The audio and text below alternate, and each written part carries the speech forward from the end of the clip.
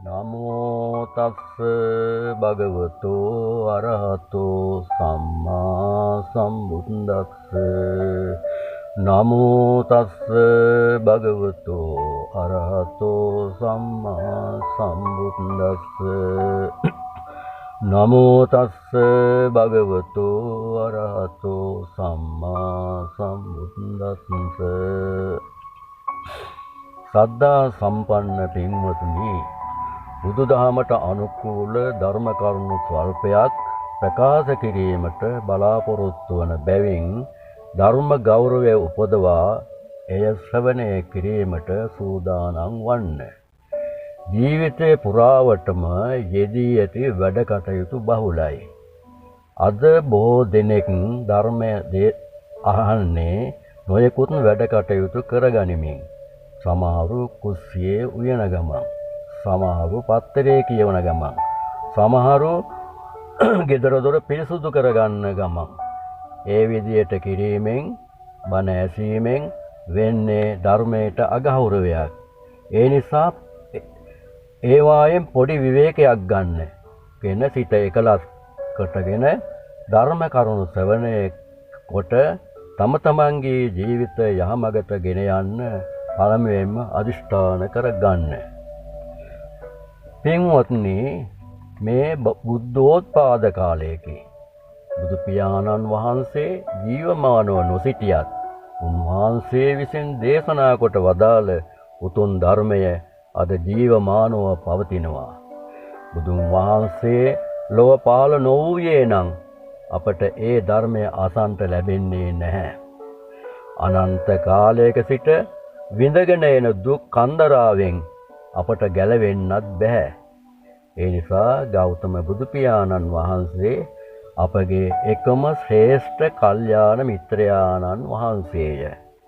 උන්වහන්සේ කෙරෙහි අප තුළ අචල ශ්‍රද්ධාවක් ඇති විය යුතුය. එසේම උන්වහන්සේ දේශනා කළ උතුම් ධර්මය කෙරෙහිද අචල ශ්‍රද්ධාවක් ඇති විය යුතුය.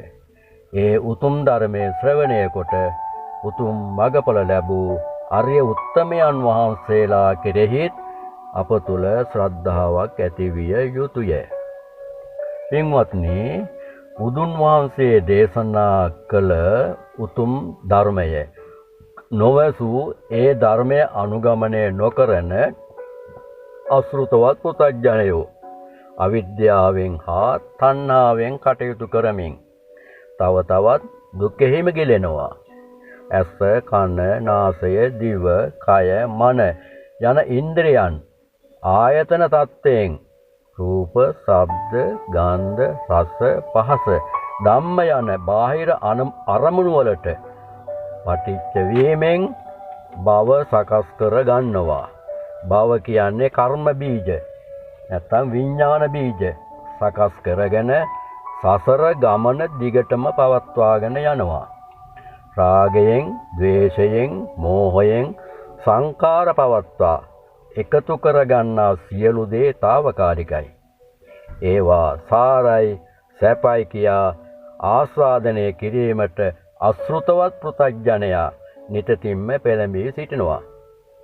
සරුදේ සරු ලෙසත්, නිසරුදේ නිසරු ලෙසත් සිතන්නට, මෙනෙහි කරන්නට ඔවුන්ට නොහැකි වී ඇත්තේ අවිද්‍යාවෙන් හා තණ්හාවෙන් තම කටයුතු කරන නිසයි. ඇත්ත ඇති සැටියෙන් දකින්නට ඔවුන්ට නොහැකි වී ඇත්තේ ලෝක අඳුරෙන් ඔවුන්ගේ මනස වැසී ඇති නිසයි. අසෘතවත් පුතග්ජනයාගේ හැසිරීම හරිම සංවේදජනකයි. එනිසා යෝනිසෝ මනස්කාරයෙන් කටයුතු කරනවා නම් මේ තත්ත්වයෙන් මිදී නිදහස් විය හැකියි. මිනිස් ආත්මයක් ලබා ගැනීම අති දුර්ලභයි. manussත්ත්ව ප්‍රතිලාභෝ පරම දුර්ලභෝ යයි දේශනා කළේ ඒ නිසයි. මිනිසෙක් වීමට පෙර පින් තිබිය යුතුයි. ඒ නිසා ලැබූ මිනිස් ජීවියෙන් උපරිම ප්‍රයෝජන ගැනීමට නම් බෞද්ධ අප උනන්දු විය යුතුයි. දෙවියෙකුට, මිනිහෙකුට, තිරිසනෙකුට හෝ වෙනස් සතෙකුට නැති උසස් මනසක් මිනිසා සතුව තිබෙනවා. ඒ නිසා ප්‍රයෝජන ගැනීමට අදහස් නොකරන්නා අභාග්‍ය සම්පන්නයෙකි. පින්වත්නි, ධර්මය අවබෝධ කර ගැනීමට කන සම්පත්තිය තිබිය යුතුයි. අද ගොළු බිහිරි නැති මන්ද බුද්ධික නොවන ධර්මයේ පවතින ප්‍රදේශයක උපතක් ලබා සිටින මිනිසා මොනතරම් වාසනාවන්තයෙක්ද? එය තේරුම්ගෙන මනස මෙහෙයවා කටයුතු කිරීමට බෞද්ධ අප කටයුතු කළොත් විඳින අනන්ත දුක්ඛන්දරාවෙන් මිදී නිදහස් විය හැකියි. සසර ගමන අති භයානකයි. මේ එක්ති ස්ථලයේ අනන්තවත් ඉපදෙමින් අනන්තවත් දුක් විඳමින් මේ වන විට සසර සැරිසරන්නේ අවිද්‍යාවෙන් හා තණ්හාවෙන් කටයුතු කරන නිසායි. එක්ති ස්ථලය කියලා කියන්නේ සතර අපායයි, මනුස්ස ලෝකයයි, දිව්‍ය ලෝක 6යි, රූපාවචර බ්‍රහ්ම ලෝක 16යි, අරූපාවචර බ්‍රහ්ම ලෝක 4යි. 31 තලයක් කියන්නේ අන්න ඒකටයි. එය ධර්මය මේ භයානක සංසාර රෝගය සුවපත් කර ගැනීමට නම් ධර්මයේ නැමැති ඖෂධයේ තරම් දෙයක් නැත. එය පානය කරන ලෙසයි බුදුරජාණන් වහන්සේ දේශනා කර ඇත්තේ.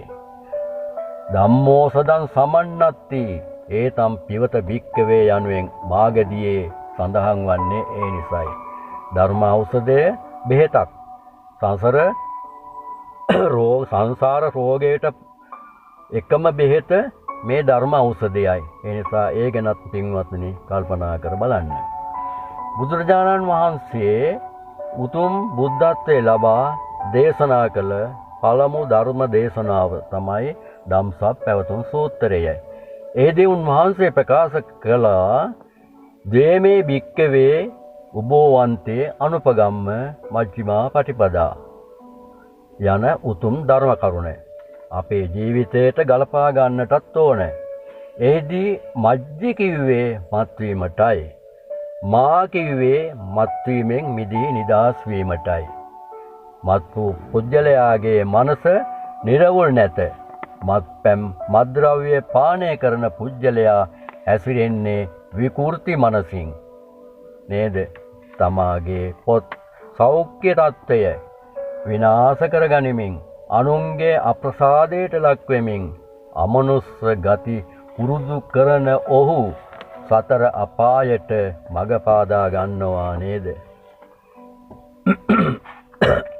මත හිඳුනාම සූරු හිඳුනාම ඔහු ප්‍රකෘති සිහියෙන් ක්‍රියා කරනවා ඔබ දැක ඇති නේද?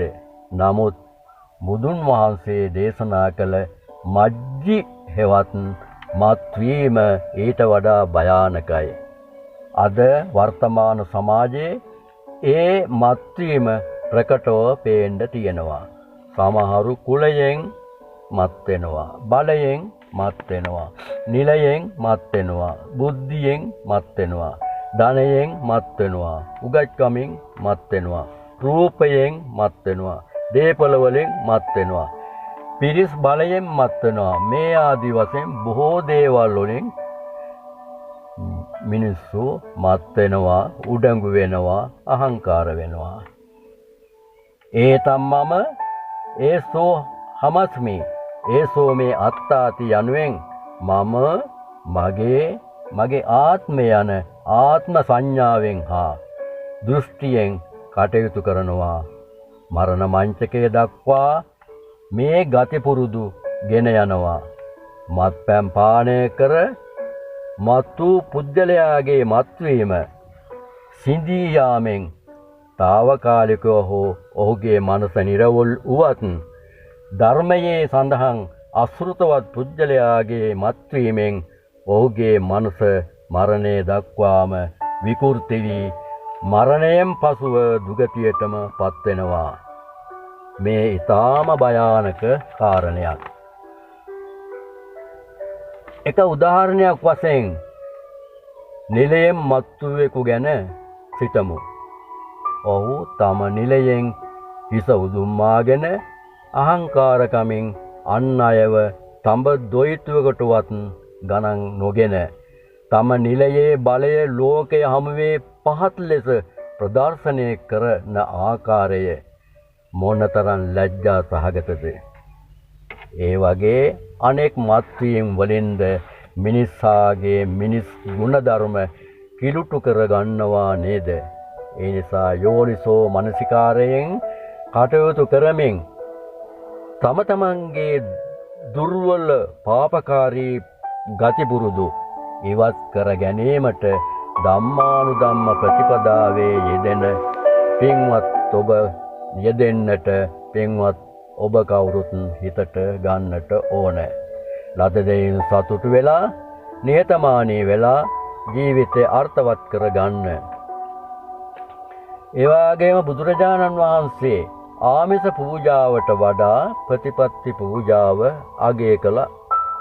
වර්තමානයේ අප කවුරුත් මල් පූජා, පහන් පූජා, බෝධි පූජා, පෙරහැර පැවැත්වීම ආදී නොයෙක් පුණ්‍ය කටයුතු මහා පරිමාණයෙන් සිද්ධ කරනවා.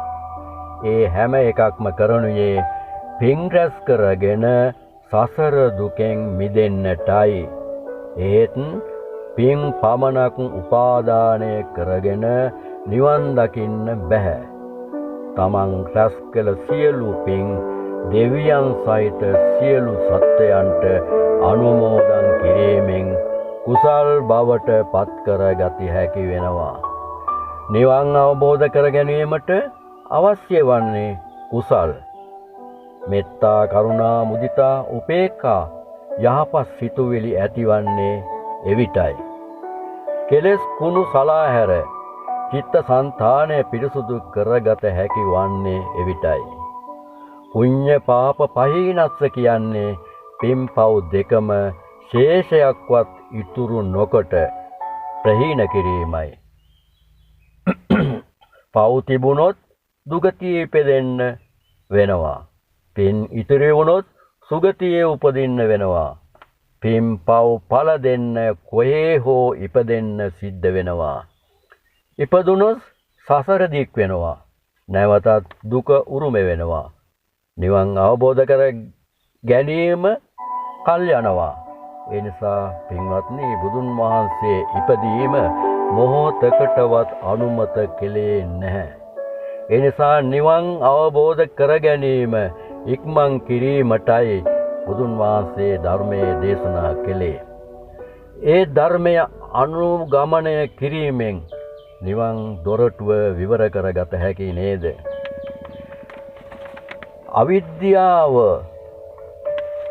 අවිද්‍යා මූල පටිච්ච සමුප්පාද ධර්මතාවය අනුව සත්‍යයා භව හදාගෙන සසර ගමනක යෙදෙනවා. ආකාරය පැහැදිලි වෙනවා. අවිද්‍යාව කියන්නේ ලෝක ස්වභාවයේ යථා පරිදි අවබෝධ කර නොගැනීමයි.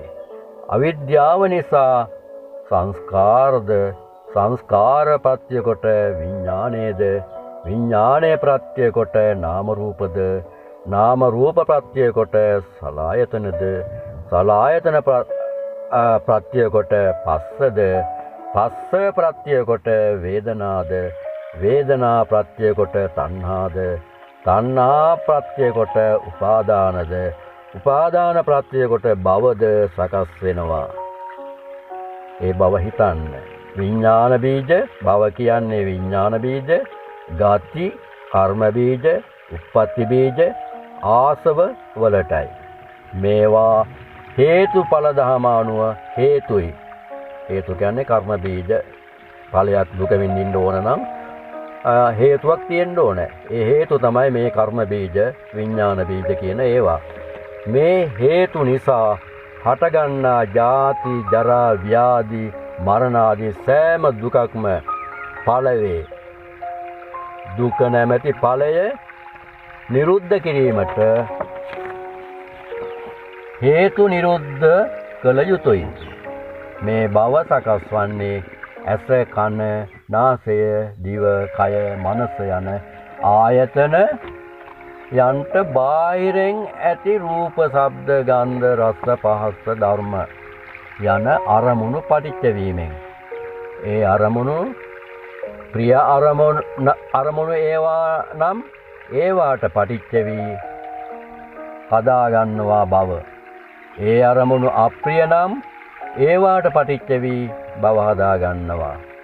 ඒ අරමුණු මෝහය නිසා ප්‍රිය අප්‍රිය අතර වැරදි ලෙස සසඳා බලන ඒවා නම් භව සකස් වෙනවා. චක්කු සෝත ගාන ජීවහා කාය මන යන ඉන්ද්‍රියන් ආයතන ස්වභාවයෙන් යුක්තව විඥාණයට අවශ්‍ය පරිදි සසර පැවැත්ම සඳහා විඥාන ආහාර අවශ්‍ය නිසා බාහිර අරමුණු වලට පටිච්ච වී භව සකස් කරගන්නවා. එක උදාහරණයක් පමණක් ගනිමු. චක්කායතනයේට ප්‍රියමනාප රූපයක් පටිච්ච වුණාම චක්කුං පටිච්ච රූපේච උප්පජ්ජති චක්කු විඥානං තින්නම් සංගති පස්සෝ යන ක්‍රියාවලියේ ආරම්භය සිද්ධ වෙනවා. ඇසයි ප්‍රිය රූපයයි පටිච්ච වුණාම විඥාන සත්‍යයක් උපදිනවා. මේ ඇස ප්‍රියමනාප රූපය විඥානය යන තුනම එකතුවෙන් ඒ ස්පර්ශය සිද්ධ වෙනවා. ස්පර්ශය ඔස්සේ රූපය පිළිබඳ දිගින් දිගටම චේතනා පහළ කරමින් විඳීමක් සිද්ධ වෙනවා. ඒ විඳීම තණ්හාවක් ලෙස ඒ රූපයට හා වෙනවා. තණ්හා පච්චයා උපාදාන සිද්ධ වෙනවා. තණ්හාව නිසා ඒ රූපය පිළිබඳ උපාදානයක් කරගන්නවා. උපාදානය නිසා භව සකස් වී සසර දුක් පැවැත්ම සිදු වෙනවා. භව කියලා කියන්නේ කර්ම බීජ, විඥාන බීජ, උප්පත්ති බීජ, භව මේ ආශය ඔන්න ඔය විදිහේ වචන වලින් හඳුන්වනවා. මේ ආකාරයට රාගයෙන්, ද්වේෂයෙන්, මෝහයෙන් බාහිර අරමුණු වලට පටිච්ච වීමෙන් භව සකස් වන බව තේරුම් ගත යුතුය. ඒ වගේම භව නිරෝධයෙන් දුක්ඛ නිරෝධයද කළ හැකි බව දත යුතුය. එබැවින් පින්වත්නි, නිවන් දොර විවර කර ගැනීම අපට කළ නොහැකි දෙයක් නොවේ. නූතන තාක්ෂණ දියුණුවත් සමග නිපද වූ තාක්ෂණික මෙවලම් උපයෝගී කරගෙන මිනිසා ග්‍රහලෝක තරණය කිරීමේ නියැලෙනවා. මහා සාගරේ තරණය කරනවා. sannivedana තාක්ෂණය ඔස්සේ මුළු ලෝකෙම එක්තැන් කිරීමට සමත් වෙනවා. මෙවන් හාස්කම් කරන්නේ මනස දියුණු කර ගැනීමෙනි. ඒ නිසා මිනිසාට කළ නොහැකි දෙයක් නැහැ පින්වත්නි. ඒ සඳහා අවශ්‍ය වන්නේ ඕනෑකමයි, උනන්දුවයි, කැපකිරීමයි. බුදුන් වහන්සේ දේශනා කළ ධර්මය ඒ ධර්ම මාර්ගයේ ගමන් කොට සියලු දුක් වලින් මිදී පරම සාන්ත නිවන සාක්ෂාත් කර ගැනීමට අවශ්‍ය වන්නේ ඒ උනන්දුවත් ඕනෑකමත් කැපකිරීමත් නේද? පින්වත්නි, මෙතෙක් මා විසින් ඉදිරිපත් කළ ධර්ම කරුණු නිතර නිතර මෙනෙහි කරන්න උත්සාහ ගන්න.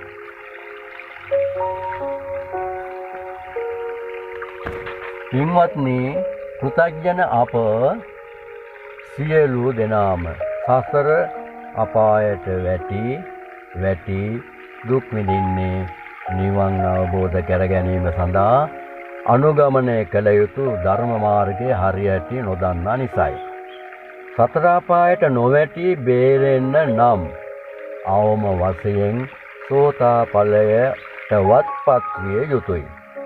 සෝතාපට්ටි ඵලයට පත් වූ ආර්ය ශ්‍රාවකයා ඒකාන්තයෙන්ම නිවන කරා ගමන් කරනවා. නියතෝ සම්බෝධි පරායනෝ කිවේ ඒ නිසයි. ඒකාන්තයෙන්ම නිවන කරා ගමන් කරනවා සෝතාපලයටපත් වෙනවා. අප දැන් සෝතාපට්ටි යන වචනය පිළිබඳව සුළු විග්‍රහයක් කර බලමු. සෝත යනු සැඩ දිය පහරයි. ආපත්ති යනු ඒ සැඩ දිය පහරට හසු වීමයි. සැඩ දිය පහරට හසු වූ දරලීයක් වැනි යමක් ගසාගෙන ගොස් නතර වන්නේ මහා සාගරයේ. ඒ වගේ ධර්මයේ සඳහන් වන සෝතාපට්ටි වචනයද පැහැදිලි කර ගත යුතු වෙනවා. ධර්මයේ සෝත යනු ආර්ය අෂ්ටාංගික මාර්ගයයි. ඒ ආර්ය අෂ්ටාංගික මගට බැස ගැනීම ආපත්‍ති නම් වේ. මේ අනුව ආර්ය අෂ්ටාංගික මාර්ගය නැමැති සඩපහරට බැසගත් ආර්ය ශ්‍රාවකයා ඒකාන්තයෙන්ම මහා සාගරය නැමැති නිවනට පැමිණෙනවා. ආර්ය අෂ්ටාංගික මගට බැස ගැනීම අමාරුයි, අසීරුයි. අමාරුවෙන් හෝ බැසගත්තොත් නිවන කරා යාම අපහසු නොවේ. එබැවින් සෝතාපට්ටි ඵලයට පත්වීම ඊටාම උතුම්. ඒ බව අනේපිඩු සිටුතුමාගේ පුත් කාලගේ කතාව කෙටියෙන් කියන්නම්. කාල සිටු පුතා ධර්මයට ලැබි කෙනෙක් නොවේයි. සිල්වත් නොවේයි. බණ භාවනාදියට අකමැති කෙනෙක්. තම පුත් කාල ගැන අනේපිඩු සිතානන්ට තිබුණේ සිත් වේදනාවක්. දවසක් සිටුතුමා තම පුත් කාලට කතා කොට මෙහෙම කියනවා. මේ පොයට පන්සල් ගොස් සිල් සමාදන් වුණොත් කහවණු 100ක් දෙනවා කියලා. එය පිළිගත් කාල සිටු පුත්‍රයා පොයට පන්සල් ගොස් සිල් සමාදන් වෙලා බණ මඩුවේ කෙළවරට වී නිදාගත්තා. පහුවදා උදේ සිටු ගෙදරට පැමිණියා. අනේපිඩු සිටුතුමා පෙර දින රාත්‍රියේ තමාගේ පුතාට කෑමක් නැති නිසා කෑම පිඟානක් අතේ තියාගෙන කාල පුතා ළඟට ගියා. කාල පුතා මට කෑමක් නොව අවශ්‍ය වන්නේ. දෙනවා කිව්ව කහවණු 100 දෙන්න කියලා ඉල්ලා හිටියා. සිටුතුමා තම පුතාට ඒ කහවණු 100 දුන්නා. පුතාගේ කිසි වෙනසක් නොමැති නිසා අනේපිඩු සිටුතුමා තම පුතා කැඳවා මේ පොයට පන්සලට ගොස් සිල් සමාදන්ව බණපදයක් මතක තියාගෙන ආවොත් කහවණු 1000ක් දෙනවා කියලා කිව්වා. කාල පුතා මේ කහවණු 1000 ලබා ගැනීමට තියෙන ආසාව නිසා එය පිළිගත්තා. පන්සලට ගිහිල්ලා සිල් සමාදන් වෙලා බණ මඩුවේ ඉදිරියෙන්ම වාඩි වෙලා බණපදයක් මතක තියාගන්න අදහසෙන් බණ අසන්න පටන් ගත්තා. බුදුන් වහන්සේ කාලගේ අදහස පරියත්ත ඥාණයෙන් දැක බණ පදයක් මතක තබා ගන්නට නොහැකි විදියට තනින් ධර්මයේ දේශනා කරන්න පටන් ගත්තා. ඕනෑකමින්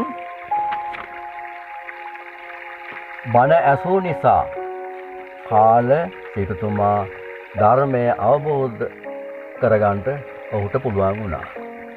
පසුදින උදෑසන සිටු ගෙදරට ගිය කාල සිටුතුමා කාල සිටු පුත්‍රයා කහවණු 1000 දීමට අනේපිඩු සිටුතුමා සූදානම් වුවත් කාල එය බාරගත්තේ නැහැ. මේ වෙනස ගැන සිතූ අනේපිඩු සිටුතුමා එහි වැඩ සිටි බුදුහාමුදුරන්ගෙන් මේ ගැන විමසුවා. බුදුන් වහන්සේ ගාථාවක් දේශනා කළා. මෙන්න මේමයි ඒ ගාථාව. පතව්‍යා ඒක රජ්‍යේන සග්ගස්ස ගමනේනවා සබ්බ ලෝකාධිපච්චේන සෝතාපට්ටි පලං වරං. පතව්‍යා ඒක රජ්‍යේන කියලා කියන්නේ මේ මහා පෘථුවියේ එක රජවන එකම රජවන සක්විති රජකමටත් වඩා සෝතාපට්ටි ඵලය උතුම්. සග්ගස්ස ගමනේනවා කියන්නේ දෙව්ලොව ඉපද දෙවියෙක් වෙනවාට වඩා මේ සෝතාපට්ටි ඵලය ලබා ගැනීම උතුම්. සබ්බ ලෝකාධිපත්‍යේන කියලා කියන්නේ සියලු ලෝකවලට අධිපති මහා බ්‍රහ්මයාටත් වඩා මේ සෝතාපට්ටි ඵලයටපත් වීම උතුම්. බලන්න සෝතාපට්ටි ඵලයටපත් වීම මොනතරම් ශ්‍රේෂ්ඨද කියලා. බුදු පියාණන් වහන්සේ ඒ බව අනේ පිටුසතුමාට පැහැදිලි කරලා දුන්නා. මේකෙන් අපිට පේන්නේ සෝතාපට්ටි ඵලයටපත් වෙන්න මේ ජීවිතයේදී අපට පුළුවන් කියන එකයි. සෝතාපට්ටි ඵලයටපත් වූ කාල සිටු පුත්‍රයා මේ කතාවෙන් සෝතාපට්ටි ඵලයටපත් වීම මොනතරම් උතුම්දැයි අපට හිතා ගන්න පුළුවන්. සෝතාපට්ටි ඵලයට පත්වීමට නම් අංග 4ක් සම්පූර්ණ විය යුතුයි. පළවෙනි අංගය තමයි කල්යාණ මිත්‍ර සේවනය. කල්යාණ මිත්‍රයා කියන්නේ කෙලෙස් නැසූ කෙලෙස් නැසීමේ උත්සාහයක යෙදී සිටින උත්තමයාගේ උත්තමයාටයි. කලු හේවත් කෙලෙස් නසන අර්ථයෙන් කල්යාණ වේ. එබැවින් කල්යාණ මිත්‍රයන් ඇසුරු කිරීම සෝතාපට්ටි ඵලය ලබා ගැනීමට උපකාරී වෙනවා. කල්යාණ මිත්‍රයා හඳුනා ගන්න මෙහෙමත් හිතන්න පුළුවන්. කල්යාණ මිත්‍රයා තමන් ශ්‍රද්ධාවේ පීඨා අනුන්ව ශ්‍රද්ධාවේ පීඨවනවා. ඒ වගේම තමන් සීලයේ පිහිටා අනුන්ව සීලයේ පිහිටවනවා. ඒ වගේම තමන් ත්‍යාගශීලී ගුණයේ පිහිටලා අනුන්ව ත්‍යාගශීලයේ පිහිටවනවා. ඒ වගේම තමන් සම්‍යක් දෘෂ්ටියේ පිහිටලා අනුන්වත් සම්‍යක් දෘෂ්ටියේ පිහිටවනවා. අන්න ඒ ලක්ෂණ වලින් යුක්ත කල්යාණ මිත්‍රයෙක් අපි තෝරා ගත්තොත් අපිට පුළුවන් සෝතාපට්ටි ඵලය ලබා ගැනීමට හැකි වෙනවා. දෙවෙනි කාරණේ තමයි සෝතාපට්ටි ඵලය ලබා ගැනීමට දෙවෙනි කාරණයක් වශයෙන් දක්වන්න පුළුවන් කාරණේ තමයි සද්ධර්ම ශ්‍රවණය. බණ අහන එක.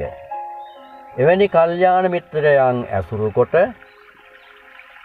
එතුමන් දේශනා කරන ධර්මයේ ශ්‍රවණය කිරීමෙන් සෝතාපට්ටි ඵලයට පත් වෙන්න පුළුවන්.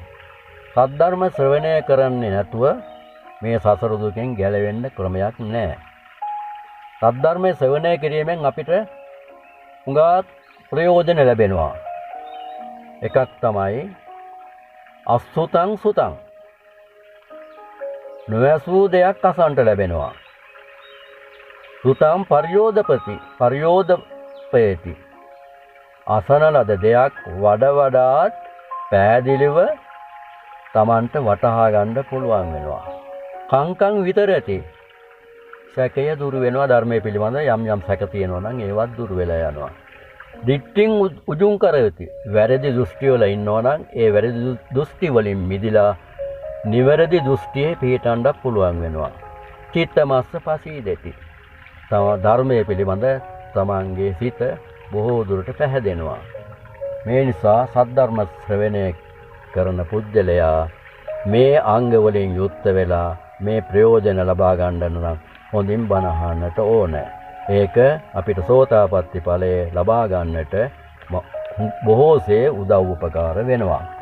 තුන්වෙනි සෝතාපට්ටි ඵලයටපත් වෙන පුජ්‍යලයා තුල ඊළඟ සම්පූර්ණ කළ යුතු කාරණේ තමයි යෝනිසෝ මනසිකාරයෙන් කටයුතු කිරීම. හොඳින් ධර්මයේ ඇසූ අය සුතවත් ආර්ය ශ්‍රාවකයෝ වෙනවා. ඔව් තමන්ට අනුන්ට යහපත් වූ ධර්මයේම තෝරා බේරාගෙන ඒ අනුව සිහි කරනවා, ක්‍රියා කරනවා, යහපත් වචනම කතා කරනවා. සිහි නුවණින් කටයුතු කරනවා. සිහි නොකළ යුතු ධර්ම සිහි නොකරයි. සිහි කළ යුතු ධර්ම සිහි කරනවා. සෝතාපට්ටි ඵලයටපත් වීමට එසේ යෝනිසෝ මනසිකාරයෙන් කටයුතු කළ යුතුයි. මෙතන ඊ타ත්ම වැදගත්ම අංගය තමයි යෝනිසෝ මනසිකාරයෙන් කටයුතු කිරීම. යෝනිසෝ මනසිකාරයෙන් කටයුතු කරන්න බැරි පුද්ගලයෙකුට ධර්ම අවබෝධය ලබා ගන්නත් අමාරුයි. යෝනිසෝ මනසිකාරය. දැන් මෙතන ඉන්නවා සුතවත් ආර්ය ශ්‍රාවකයෝ කියලා. සුතවත් කියලා කියන්නේ බොහෝ ධර්මයේ ඇසූ පිරූ පුද්ගලයන්ට. එවැනි පුද්ගලයන්ට කියනවා සුතවත් ආර්ය ශ්‍රාවකයා කියලා. සුතවත් ආර්ය ශ්‍රාවකයා දන්නවා සිහි කළ යුතු ධර්ම මොනවද කියලාත් දන්නවා. සිහි නොකළ යුතු ධර්ම මොනවද කියලාත් දන්නවා.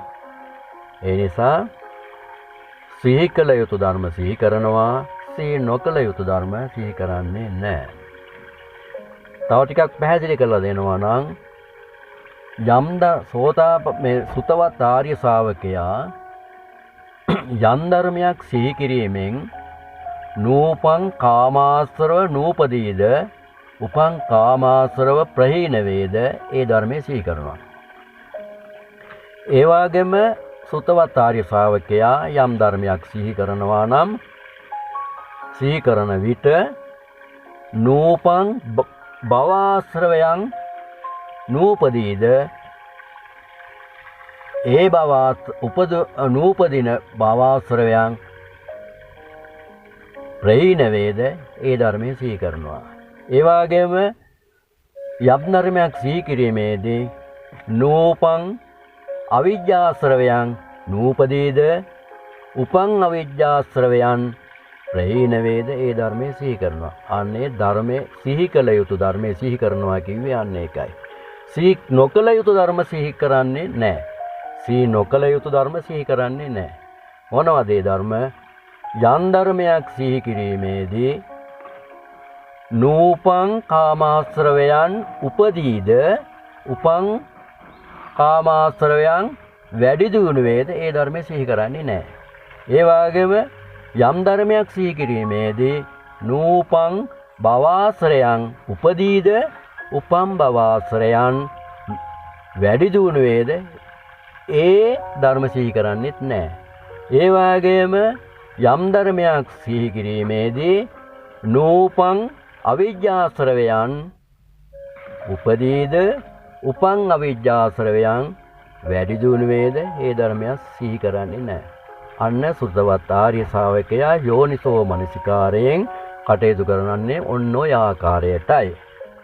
පින්වත්නි ඊළඟ කාරණය තමයි සෝතාපට්ටි ඵලයේ ඊළඟ හතරවෙනි අංගය තමයි සම්පූර්ණ කළ යුතු ධම්මානුධම්ම පටිපදාව. බුදුන් වහන්සේ මජ්ක්‍ධිම පටිපදාව වශයෙන් දේශනා කළේ ආර්ය අෂ්ටාංගික මාර්ගයයි. සම්මා දිට්ඨි, සම්මා සංකප්ප, සම්මා වාචා, සම්මා කම්මන්ත, සම්මා ආජීව, සම්මා වායාම, සම්මා සති, සම්මා සමාධි යන අංග 8යි. සම්මා දිට්ඨි, මිච්ඡා දිට්ඨි, ලෞකික සම්මා දිට්ඨි, ලෝකෝත්තර ආර්ය සම්මා දිට්ඨි වශයෙන් ත්‍රිපරිවර්තයකුත් තියෙනවා. මිත්‍යා දෘෂ්ටිය anu වැරදි පව් වැඩ කිරීම ආදිය ගැන තැකීමක් නැහැ. ලෞකික සම්මා දිට්ඨිය කියන්නේ වැරදි වැඩ වලින් මිදීලා පින් කිරීම. ලෝකෝත්තර ආර්ය සම්මා දිට්ඨිය කියන්නේ මේ දුකෙන් ලෝකයෙන් එතර වීමට කරන කටයුතුයි. ඒ නිසා සම්මා දිට්ඨියෙන් යුක්ත විය යුතුයි සියලුම අංග.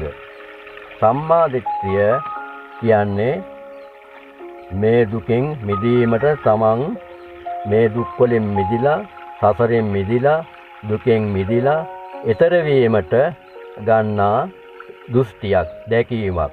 ඒ දැකීම අප තුලත් ලබා ගන්න ඕන. ඒ විදිහට අනිත් සියලුම අංග 8 ඒ විදිහට ත්‍රිපරිවර්තයක් සහිතව තේරුම් අරගත්තොත් අපිට පුළුවන් මේ ආර්ය අෂ්ටාංගික මාර්ගයේ පූර්ණ වශයෙන් අවබෝධ කරගන්න. සෝතාපට්ටි ඵලයට පත්වීමට ලෝකෝත්තර අරිය සම්මා අංගයන්ගෙන් යුක්ත විය යුතු බව පැහැදිලිවම තේරුම් ගත යුතුය. ඊළඟට පින්වත්නි අවසාන වශයෙන්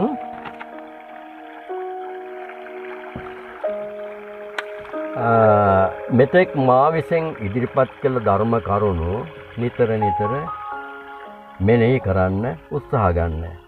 ලබා ඇති මනුස්ස ජීවිතේ අපතේ නොයවන්න. නැවත කවදා මනුස්ස ජීවිතයක් ලැබේවිදයි කාට කිව හැකිද? ඒ නිසා අප්‍රමාදී වන්න ධර්ම ශ්‍රවණයේ පිණෙන් උතුම් නිවනම අත්වේවා කියලා අදිෂ්ඨාන කරගන්න.